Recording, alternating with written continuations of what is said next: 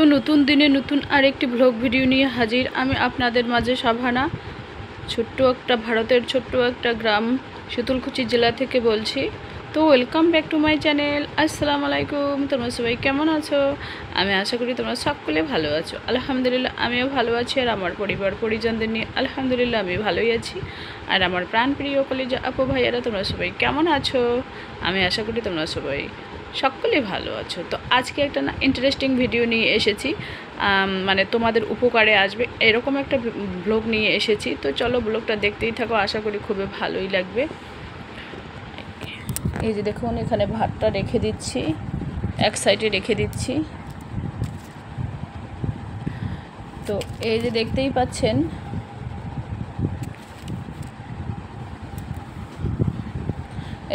পাচ্ছেন, মাত্র 2000 টাকায় সংসার খরচ দারুণ চলবে, মানে মানি সেভও হবে, দারুণ হবে। তো সেই ব্লগটাই তোমাদের কাছে আমি শেয়ার করব। তো সংসার খরচের হিসাব, মধ্যবিত্ত পরিবার, নিম্ন মধ্যবিত্ত পরিবার, উচ্চ মধ্যবিত্ত, বড়লোক পরিবার, ধনী পরিবার, তো সব পরিবারের কথাই আমি আজকে তোমাদের কাছে শেয়ার করব। তো দেখুন, একদিন থেকে 7 দিন তোমরা কিভাবে সংসার খরচ চালাবে, মানে সেটাই তোমাদের কাছে আজকে আমি শেয়ার করব। দেখুন, মনে করো 1 দিন থেকে 7 দিন, হ্যাঁ, যেরকম মানে 7 দিনে একটা চিন্তা থাকে মাথায়, কিন্তু একটা চিন্তা থাকে যে 7 দিন কীভাবে চালাবো, এরকম একটা চিন্তা থাকে আর কি।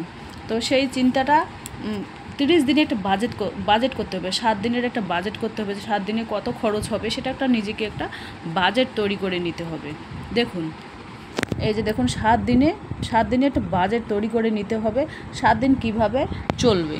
তো আলু দেখুন, আলু তোমরা 1 কেজিও কিনতে পারো, মানে 14 টাকার দামে যদি 1 কেজি আলু কেনো, এই যে 14 টাকার দামে, এই যে 14 টাকার দামে যদি 1 কেজি আলু কেনো, তাহলে কত হচ্ছে? 5 কিলো আলুর দাম কত হচ্ছে? 85 টাকা। বড় জোর 100 টাকা যাবে, এই যে 85 টাকা, বড় জোর 100 টাকা যাবে,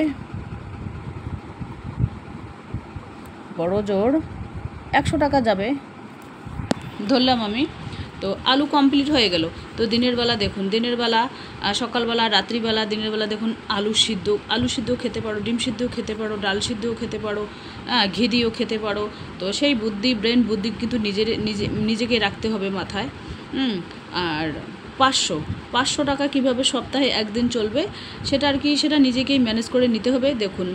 দেখুন আর মাছ, এই যে দেখতে পাচ্ছেন, এটা আলুটা গেল। এই যে মাছ 200 টাকা ধরলাম, এই কারণে মাছ তোমরা মানে রাত্রিবেলা, দিনের বেলা তো আমি বললাম রাত্রিবেলা কী খাবে, আর রাত্রিবেলা যদি 50 টাকার মাছ নিয়ে আসো, চিংড়ি মাছ কিন্তু পাওয়া যায়, 25 টাকা সহ হলে 200 গ্রাম চিংড়ি মাছ নিয়ে আসতে পারো। আমি কিন্তু এখানে 4-5 জন সদস্যের কথা বলছি না, এখানে আর কি 2-3 জন সদস্যের কিভাবে সংসার চলবে 2000 টাকায়, সেটাই আর কি তোমাদের কাছে খোলাখুলিভাবে বলছি। দেখুন, আলু ভাজাও খেতে পারো রাতে, চিংড়ি মাছ বুদ্ধি খাটালে কিন্তু সব আইটেমই তোমরা হাতের কাছে পাবে, কিন্তু দারুণ একটা তোমাদের হিসাব করে চলতে হবে। আমার কিন্তু এর আগের ব্লগেও অনেক সুন্দর ব্লগ আছে, তোমরা সেই ব্লগগুলো দেখতে পারো।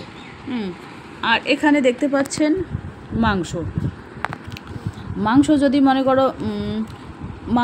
মনে করো নিয়ে আসো তোমরা, 1 কিলোর জায়গায় 1 কিলো কিনবে না, 1 কিলোর জায়গায় যদি তোমরা 500 গ্রাম মাংস কেনো, হ্যাঁ, যে 500 গ্রাম মাংস যদি তোমরা কেনো, তাহলে 1 দিন তো হয়ে যাবে। মাংস সপ্তাহে 1 দিন খেতে হবে, 2 দিন 3 দিন খেলে তো চলবে না, হিসাব করে তো চলতে হবে, তাই না? তো সেরকম মাংসের ভাতটা আমি করে দিলাম। এই যে দেখুন মাংসটা, এটা চিংড়ি মাছের হিসাবটা। আর মাংস 1 দিন খাবো, 1 দিন হয়ে যাবে। পেঁয়াজ দেখুন, পেঁয়াজ ধরলাম 500 গ্রাম, মানে কোনো মাছে কেউ পেঁয়াজ খায়, কেউ খায় না। তো যাই হোক, সেটা বুদ্ধি নিজেকে খাটাতে হবে, কিভাবে 2000 টাকা সপ্তাহে, মানে 2000 টাকায় মাসে চলবে, সেটাই আর কি তোমাদের একটু বুদ্ধি খাটাতে হবে। কোনো মাছে পেঁয়াজ দিতে হবে, কোনো মাছে না দিলেও চলবে। ডিম যদি তোমাদের মনে করো 5টা লাগে, তো 8 টাকা করে যদি ধরলাম ডিম, তাহলে 5 8 40 টাকা হচ্ছে ডিম। ডিমের হিসেবটা ধরলাম আমি, 5 8 40 টাকা। ডিমের হিসাবটা এভাবে ধরলাম, তো হিসাব করলাম টোটাল হচ্ছে 445 টাকা। তো 500 টাকা সপ্তাহে মানে 2-3 জন সদস্যের মধ্যে আর কি হয়ে যাবে। আমি কিন্তু 4-5 জন সদস্যের কথা বলছি না। তো 2000 টাকার মধ্যে দেখুন, 2000 টাকার মধ্যে আমাকে কিন্তু পুরো মাসটা চালাতে হবে কিভাবে, সেটাই আর কি তোমাদের কাছে শেয়ার করলাম। আর এখানে দেখতে পাচ্ছেন 100 টাকায় কিনবো, 2000 টাকার মধ্যে এখান থেকেই কিন্তু সেভ করা যাবে, যদি বুদ্ধি থাকে কিন্তু এখান থেকে কিন্তু সেভ করা যাবে। তো 4 দিনের বাজার এভাবে হয়ে গেল। তো এখানে হিসাব করে ডিম, পেঁয়াজ, মাংস এভাবে হিসাব করে দিলাম, এখানে 1 সপ্তাহ মিল হয়ে গেল। তো এখানে হচ্ছে এই দেখুন বড়লোক এখন আসছে কি, এই যে উচ্চ মধ্যবিত্ত, বড়লোক আর ধনী পরিবার, এদের হিসাবটায় আমি আসছি। তো এইগুলো আমি এখানে রেখে দিই, এখন সামনে রেখে দিলাম, এটাও এখন সামনে রেখে দিলাম, যেহেতু গরম পড়েছে, পাখা চলছে, সেই জন্য আর কি উড়াচ্ছে আর কি, সেই জন্য এখানেই আর কি রেখে দিলাম। তো হিসাবটা ভালোই হবে আর কি। দেখুন, যদি আমাদের মধ্যবিত্ত পরিবারের হিসাব যদি ওই 445 মানে 500 টাকাই ধরলাম আর কি সপ্তাহে। তো এখানে দেখুন মাছ, বড়লোক, ধনী পরিবার আর এখানে ধরলাম 3 জন সদস্যের মধ্যে, 3 জন পরিবারের মধ্যে মাছ। এখানে দেখুন মাছ, কাতলা মাছ যদি 1 কেজি নাও তাহলে 300 টাকা কেজি। তো 300 টাকা কেজি হচ্ছে যাদের আর কি, কাদের কথা বলছি, যাদের 40,000 50,000 টাকা বেতন, তাদের কথাই আমি আর কি বলছি।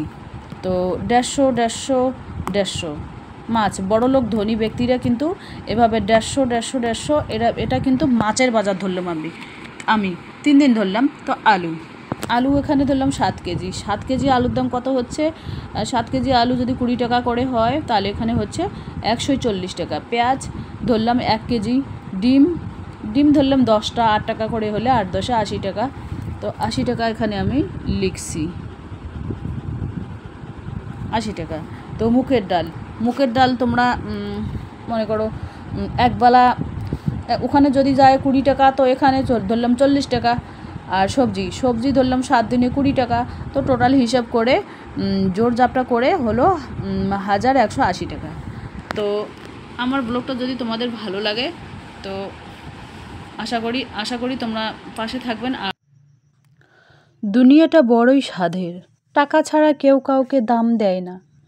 টাকা যে জীবনে কতটা মূল্য তা কিন্তু আমরা সবাই অনেক ভালোভাবেই হাড়েই টের পাই, কিন্তু টের পেয়েও কিন্তু আমরা গুরুত্ব দিই না কীভাবে টাকা জমাতে হবে, সঞ্চয় করতে হবে বা সেভ করতে হবে, মানি সেভ কীভাবে করতে হবে, কিন্তু সেটা আমরা গুরুত্ব দিই না। বড়রা যদি বলে 2 টাকা জমাতে হবে, 1 টাকা জমাতে হবে, কিন্তু সেটাকে আমরা গুরুত্ব দিই না, কিন্তু সেটা করলে কিন্তু চলবে না, সেটা চলবেই না।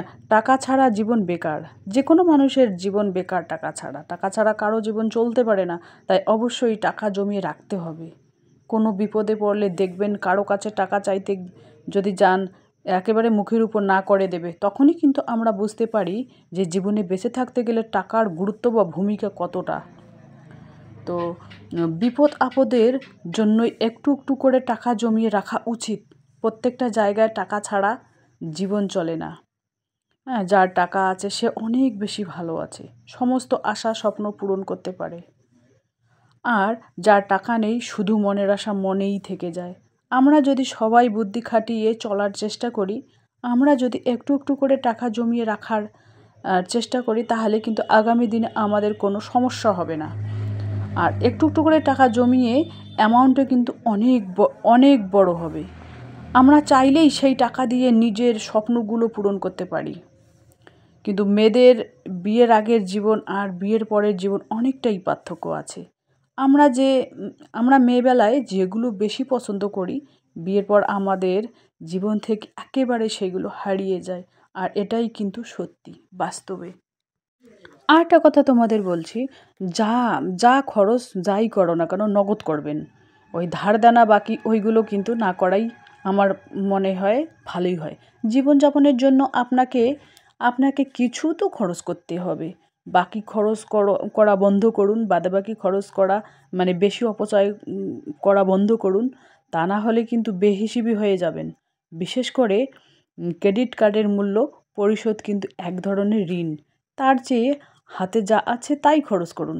হাতে যদি আজকে 100 টাকা আছে 100ই খরচ করুন, 50 আছে 50ই খরচ করুন, এটাই।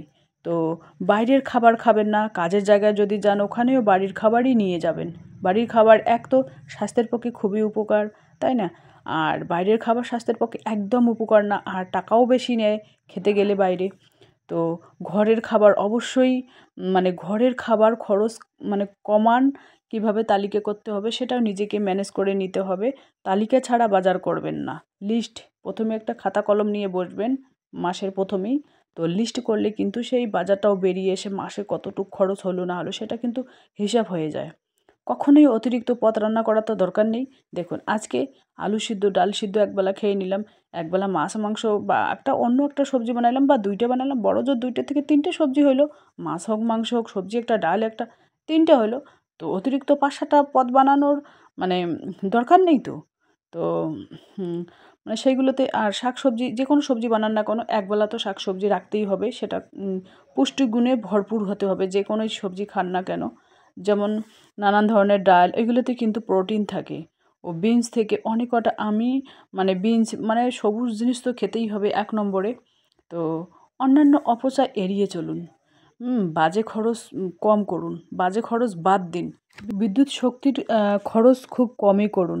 দরকার হয় মানে দিনের আলোয় কাজে লাগান। দিনের আলো সবসময় কাজে লাগাতে হবে। আর বছরের শুরুতে খরচ কম করে টাকা জমাবেন যেভাবে, যেভাবে মানি সেভ করবেন, বছরের শেষে সেটা নিজেকেই ম্যানেজ করে নিতে হবে। বছরের প্রথমেই ম্যানেজ করে নিতে হবে কীভাবে ম্যানেজ করে নেবেন। তো মাত্র 2000 টাকায় সংসার খরচ দারুণ চলবে, মানিও সেভ হবে দারুণভাবে। তো সেই ব্লগটা তোমাদের কীরকম লাগলো একটু কমেন্ট বক্সে লিখে দিবেন। আর দেখুন আমি কোথায় এসেছি, এটা হচ্ছে সন্ধ্যাটায় আমি এসেছি এক জায়গায়, দোকানে এসেছি। ওই গ্যাস চুলাটা ঠিক করতে দিয়েছি, সেই গ্যাস চুলাটা নিতে, আবার গ্যাসটাও শেষ হয়ে গেছে, গ্যাসটাও নিতে এসেছি।